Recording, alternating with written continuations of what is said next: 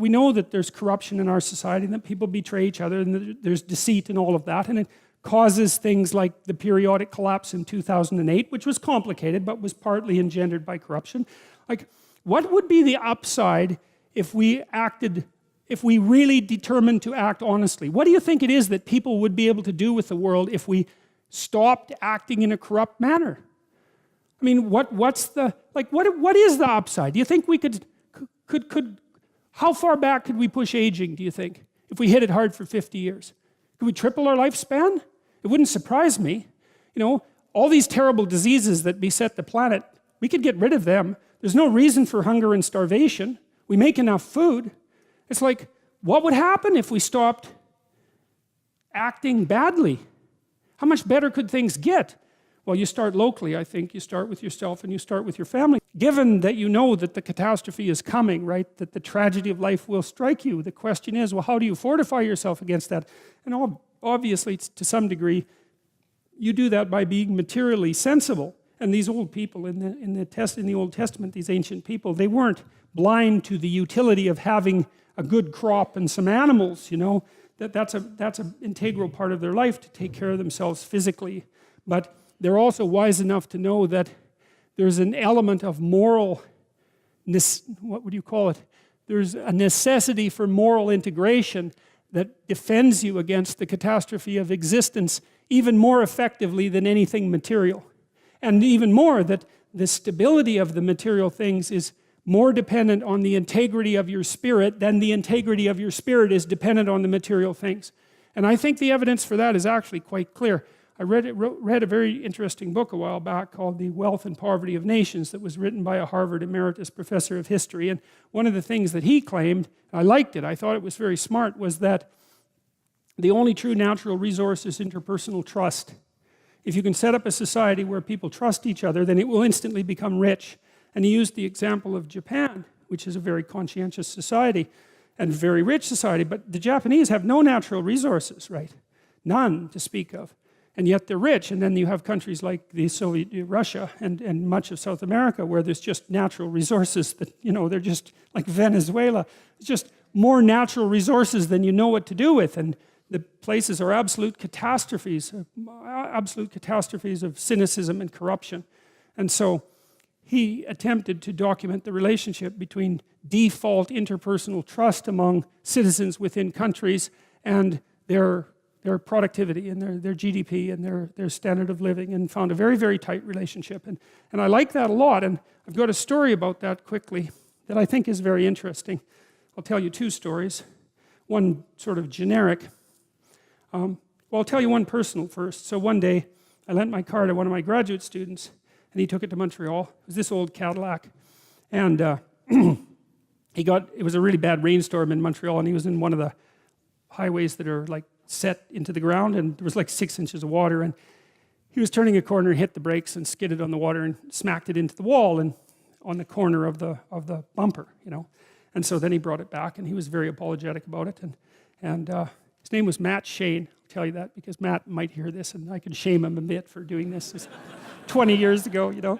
And he's a professor at the Ontario Institute of Technology, I think now, and quite a successful one. But anyways, he brought the car back, and I went and got it evaluated for damages. It was like $1,700 or something to repair it, or maybe more. But it was almost as much as the car was worth. And I thought, well, I'm not going to do that. So I went online and I typed in the part, and if you do that, you can get people to bid on sending you a used part from all over North America. So that's kind of cool. So there's all these junk dealers have got together, and they have this, you know, network of communication. So you put in the car part, and then they send you a bid. And so this guy said, well, I'll send you the bumper assembly, which is the whole bumper and the lights, for like $250. And I thought, yeah, okay, you could do that. That'd be good. So then I said yes, and then he called me up. About half an hour later, this guy from way down south, he had a really deep sort of Mississippi accent, and he said, wait a sec, was that for the bumper or the bumper assembly? And I said, well, it was for the bumper assembly. He said, oh, I thought it was for the bumper. And then he said, but that's okay, I'll send it to you anyways. And I thought, well, that's pretty good. So I said, well, thank you, and then I hung up, and then half an hour later, he called me up again, and he said, look, I just went out and looked at that bumper assembly, and there's a plastic trim piece on the side and it has a scratch in it. And I thought I better tell you that just in case you didn't want it. And I thought, wow, that's so amazing. It's like, there's a miracle, man. It's like this guy, he's somewhere in Mississippi. I'm never gonna see him again, ever. I'm never gonna have any contact with him.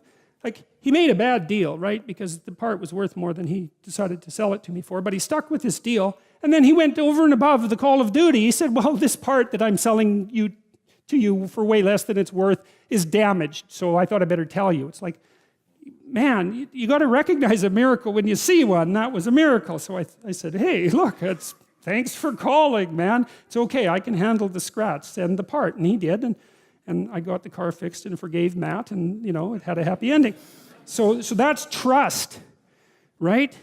Because I didn't know him from Adam, and he's a primate full of snakes just like the rest of us. And yet he was willing to simplify himself to the point where I could just take him absolutely at his word. And that meant we could trade even though we were strangers. It's like, man, do not underestimate the utility of that. And then there's eBay. So when eBay first started, the idea was, it's not gonna work, because you'll send me junk and I'll send you a check that bounces, and that'll be the end of eBay, right? And so these escrow agents popped up so you could insure your transaction with them. It was for like 10% of the transaction. They would get the check and the goods and make sure that they were okay, and then send them on or insure the transaction. But what happened was the escrow agents didn't make any money. And the reason for that was no one cheated. Now you think about how amazing that is, right? You bring these people together across a whole continent. They've never seen each other before. They're never going to interact with each other again. And this was before there were any reputation ratings on eBay.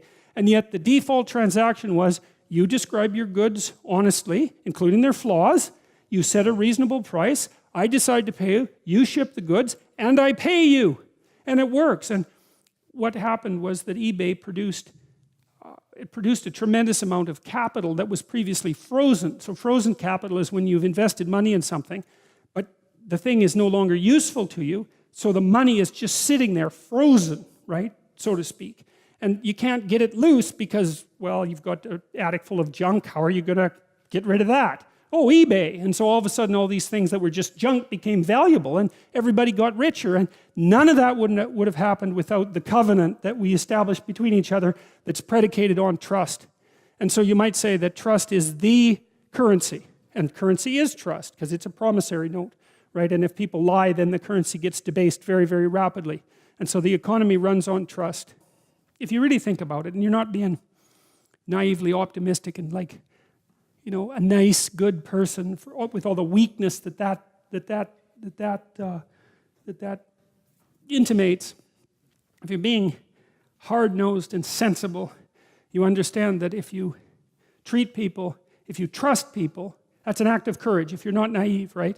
If you're naive, it's an act of stupidity, because you might get bit, and you probably will. And if you're naive and you get bit, you will suffer for it. It'll traumatize you. But if you're not naive and you know you can get bit, then you might ask, well, what should you do with people? And the answer is you should trust them. And not because you're naive, and not because they couldn't betray you, and not because you don't know that they could betray you, but because if you hold out your hand in trust, then you're inviting the best part of that person to step forward, and that won't happen unless you take that initial step, and that's courage, not naivety. And so to trust someone once your eyes are open, that's an act of courage, and that opens up the world.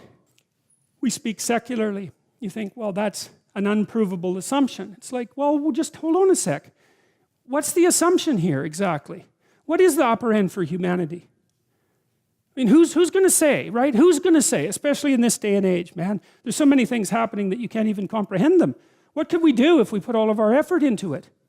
Well, you can experiment with that, because you can start in your own household. You can start in your own room. And you can make miracles happen in the confines of your own space. There's no doubt about that. All you have to do is try. You'll see that happens. And people are writing to me and telling me that they're trying this and that that's exactly what's happening. And so we don't want to be too cynical about where we might be headed.